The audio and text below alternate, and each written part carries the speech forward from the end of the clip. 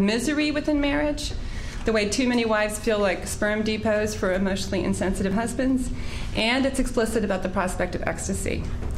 So you open all these sex advice books written by evangelicals in the last few years, and they'll say things like this. Some people have the mistaken notion that God is anti-sex. In fact, he's outspokenly pro-sex. He invented it. What an incredible thought. Passionate sex was God's idea. Or, another book, orgasm is an integral part of God's design for sex. And there is this very successful duo of two women who publish a lot of books and also do workshops all over the country, and they've coined the term soulgasm, which you'll all feel jealous about when you hear. But it is physiological, incredible orgasms plus emotional connectedness with the partner, plus the presence of God in the bedroom. And not everybody wants that third part, but the first two parts sound fairly good to most people. And they have all these testimonials of women talking about what a soulgasm feels like. So these are the pleasures that await the evangelical wife, right? Quote, waves of pleasure flow over me. It feels like sliding down a mountain waterfall. Or, it's like having a million tiny pleasure balloons explode inside of me all at once. This literature is unbelievably explicit. You can get it in any Barnes & Noble. You can get it on the internet. There are Christian websites that give you very explicit advice on how to use a vibrator, how to spread the labia, don't make it too intense, do it like this. Any child can access this. These are the same websites that recommend S&M and bondage and spanking for heterosexuals, and also say that premarital sex is evil and that homosexual sex is not okay. So they're recommending anal sex for heterosexuals at the same time that even homosexual kissing is unacceptable. And there's also websites, and if I'd been able to show pictures, I could have shown you, but you can go check it out for yourself, that sell Christian vibrators, Christian clit ticklers, Christian jelly rings, Christian, I don't know what to do with them because I'm too naive, and that pride themselves on marketing these without any pornographic images, because that would be offensive. So you can actually go to these websites like Book 22, which is the reference to the Song of Solomon, which is one of their favorite texts. There's entire books where you get walked through every verse of the Song of Solomon with tips for genital pleasuring in each stage. They've reinterpreted what it all means. Never mind that Solomon had lots of concubines. This is all a guide for how to be an amazing lover within marriage. The bottom line, of course, is that repression is not sufficiently appealing. But the other thing that happened is that in the wake of the discovery of Viagra and the explosion of internet porn, there was tremendous anxiety about the relationship between the ability to perform and the actual experience of desire or intimacy, right? Is it the drug turning the man on, or is it the woman he's in bed with? Is it the fantasy swirling in somebody's head, or is it their partner?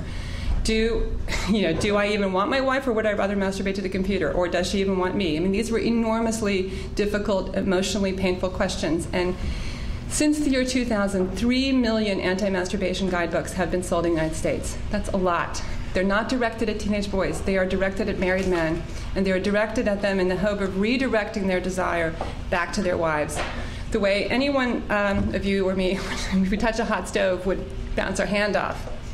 These books try to teach men how to bounce their eyes when they see a pretty woman, either in the lingerie ads in the Sunday paper or on the street.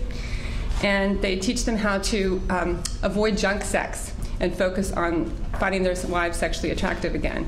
This would all be just disgusting and bizarre if it weren't also even worse that these books are full of softcore pornographic scenarios. You know, some guy who just really needs to get it on with a teenage girl in his Bible study group that's then lasciviously described, or some woman who loves to watch quote-unquote lesbian scenes in porn because that really turns her on. That's how she has an orgasm when she's with her husband, and then it says that's bad and no, and you have to focus entirely on your husband. So they're simultaneously arousing, and then they douse, and they say, if you have any thoughts about anybody outside your partner, you will have miserable marriage sex for the rest of your life. It's a really weird combination of incitement and arousal, and then repression and punitive affect. These books are obsessed with the idea that wives should offer their husbands quickies, even when they're not in the mood themselves. They literally say, when your husband tells you that he's going cold turkey on porn, be like a merciful vial of methadone for him. Okay? I think that this is a sign. 3 million books. Some of these may be coerced sales in Bible study groups, but that's a lot of pain out there. And what I'm saying is that there are Christians out there who are exploiting other people's pain and making money off giving bad advice. This was all very successful because it happened in the midst of a national media spasm on the death of desire in America. So one of my biggest arguments, and I wish I could show you pictures on this, is 2001, 2, 3, the search for a female Viagra Pharmaceutical companies got permission from the Food and Drug Administration to run drug trials for this drug that they can't find, because women's bodies are complicated, as are men's, but it's a little bit more complicated to figure out how to fix women's irritations with heterosexual sex. But they divided it up into lack of desire, lack of arousal, difficulty reaching orgasm, and dissatisfaction with inadequately intense orgasms. And that is a very large market niche. And the discussion around all of this led to a massive discussion about the idea of the death of desire. And it wasn't just women's desire that was declining. There was a real anxiety that post-marital sex was in shambles in the United States in general. And one of the contentions I make in the book is that this is the context in which people got so intimidated by being able to defend premarital sex. So the big thing is that the religious right then made the argument, again a secular one, that premarital chastity would make marital sex infinitely hotter. So they used people's discomfort with Victoria's Secret ads and internet porn and the hookup culture, the self-narcotizing that goes on college campuses in order to make an argument for premarital chastity. And then also, of course, with real consequences, which include denying condoms to people in Africa. Thanks very much.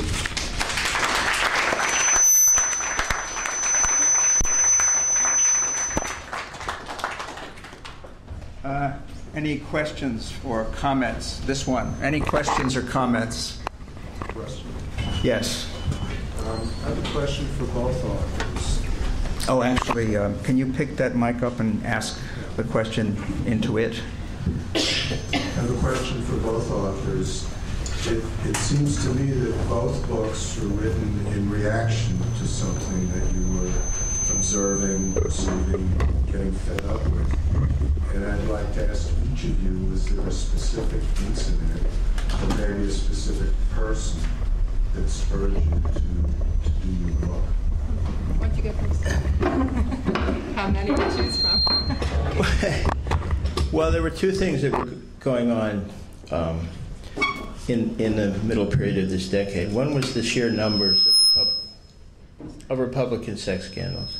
But the other was the increasingly and consistently bizarre nature of many of them. And that's really what struck me even more than the quantity of them, was the quality, if I can use that word. And according to a friend of mine who's sitting over here, it was Gary Aldrich, the Gary Aldrich incident, when he was found dead, dressed in 2 rubber wetsuits, flippers and gloves, with a dildo that had a condom on it inserted inside him, that I decided there was something really serious going on that should be written about.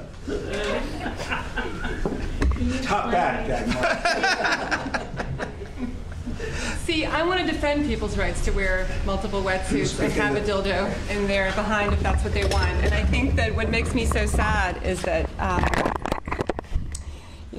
I can only quote Dan Savage, my favorite sex advice writer. Don't do that without somebody around to save you in case something goes wrong.